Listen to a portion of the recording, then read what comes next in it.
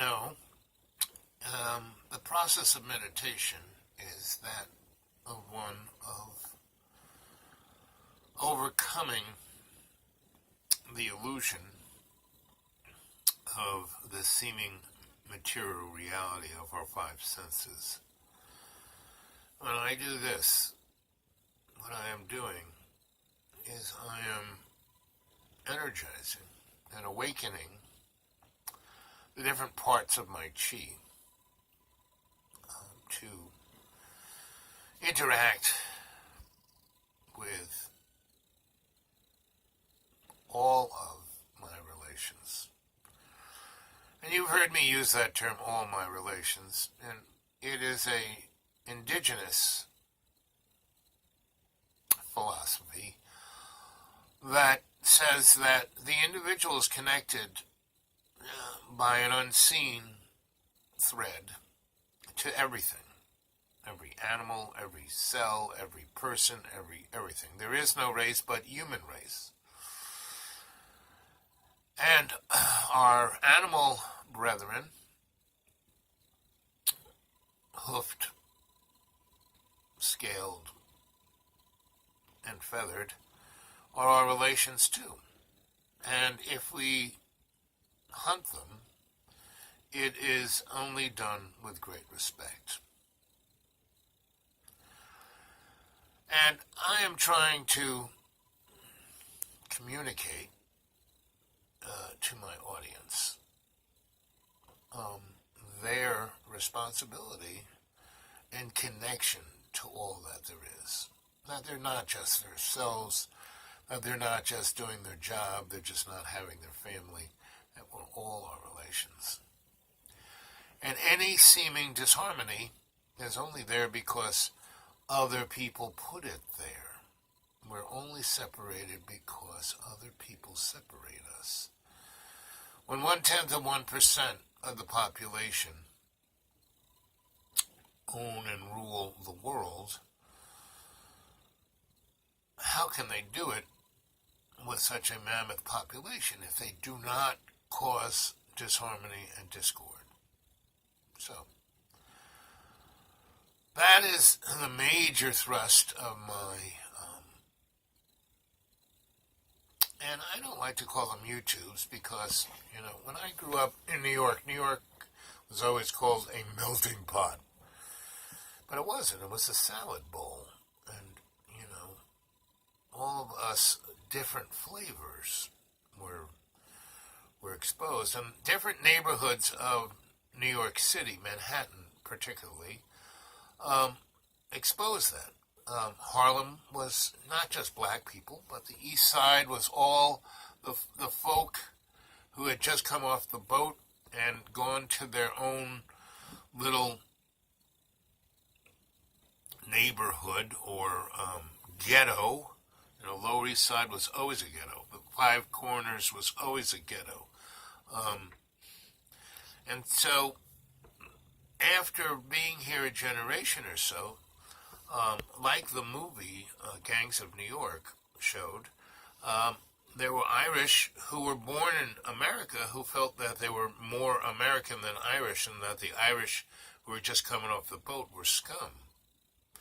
And during the Civil War, the Civil War was not a war about slavery. It was a war about means of production, whether we were going to be an industrial country or a agricultural country.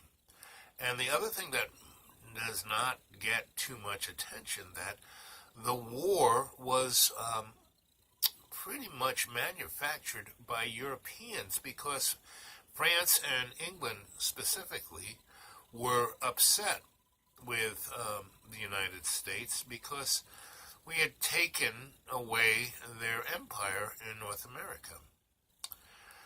And another thing that gets no attention at all was and so France and England put a blockade around the North, and the thing that broke the blockade was the Russian Navy, and that Russia gave us millions of dollars of gold to pay for the war, and that the Irish immigrants who had come over from the potato famine by the millions, the North, the South had slaves, but slaves were purchased. They were owned. They were property. The Irish immigrants were cogs in a machine, used up and thrown away. So the North had their own slaves, the Irish immigrants. So history, someone once asked Thucydides, who was the father of written history, so what's history, Thucydides? And he said, whatever the Romans pay me to write. Anyway, I am trying to tell stories that break through all of that.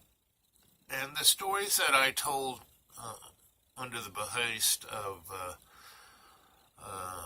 Johnny John Boy at the school were, if you didn't notice, more ceremonial.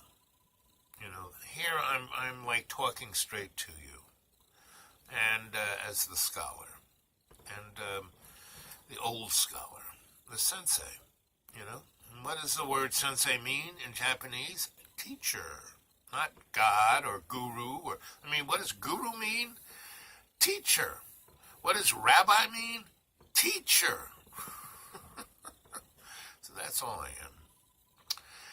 And I try to bring forth stories that give enlightenment.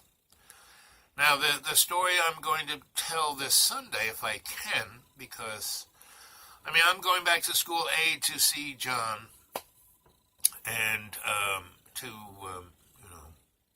move more out of there. But the real deal is that Tim, John's only renter, did an amazing job. He put in Wi-Fi internet there. That's like better than, right off the pipe from Cox. So it enables me. I have no access to Wi-Fi around here. Like right now, it's 7 minutes and 42 seconds, and it'll probably take me a couple of hours to load this up at the library. Whereas at the school, it's almost instantaneous. So that's why I'm going back to the school to do the live chat at, I said 11 a.m., maybe 10 a.m. But if I don't, it's only because John won't let me. John has, I don't know if you looked at his channel, but I don't know what's going on. He's not answering the phone. He used to text me 20 times a day, and when I would come into an area that my phone would work, my phone would, as the kids say, blow up. And I, haven't heard a word from him, so I'm a little concerned. So that's another reason I'm going to see John, to see how he's doing.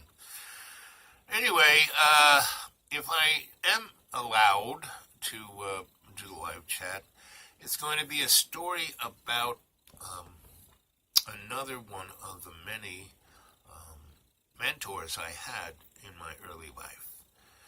And this woman's name is Olga Kluver. And she was 4 foot 8 inches and the most beautiful woman. And the story is of synchronicity and timelessness, and the fact that we do not live in a linear world. We experience things on a line, but we're not in a linear world. And that things aren't what they seem to be, and what people call magic is somebody's science, and ghosts and goblins and things that go bump in the night are real. But, again, they aren't what we think they are.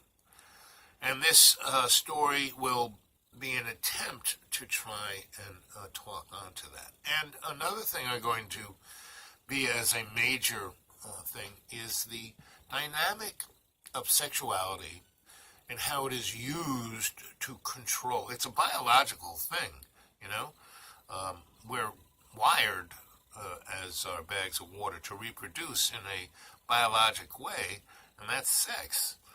And sex, which is a biological function, has been taken and perverted and turned into something it's not.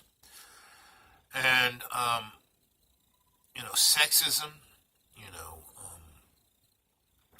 whole thing of matriarchal, patriarchal societies, and the whole thing of men's oppression of women. It's still going on. And in reality, women have the more powerful position within the biological stance.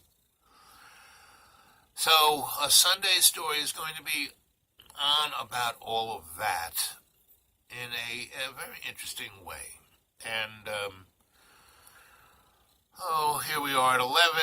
I'm going to stop at 11:11. So I love you guys. You are my family. You are not YouTubers. You are adepts.